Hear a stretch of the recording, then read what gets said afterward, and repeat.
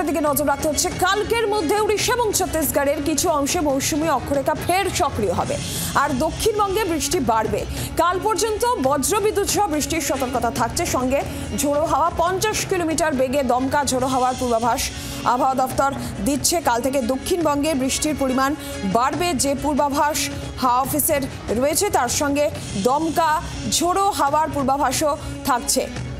দক্ষিণবঙ্গের বৃষ্টি বাড়বে এবং যেটা জানা যাচ্ছে যে কালকের মধ্যে উড়িষ্যা এবং ছত্তিশগড়ের কিছু অংশে মৌসুমী অক্ষরেখা ফের সক্রিয় হবে, যার জন্যই দক্ষিণবঙ্গে বৃষ্টির পরিমাণ বাড়ার পূর্বাভাস।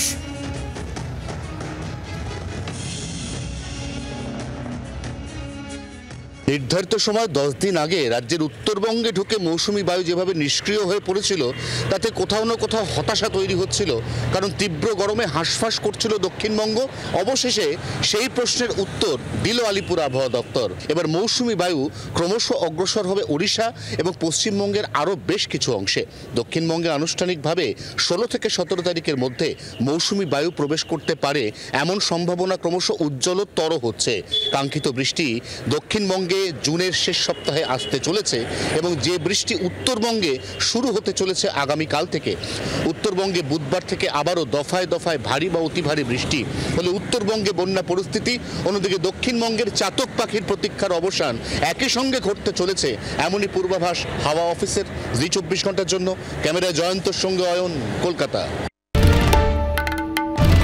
বাংলার আওয়াজ, বাঙালির আবেগ, জি 24 ঘন্টা।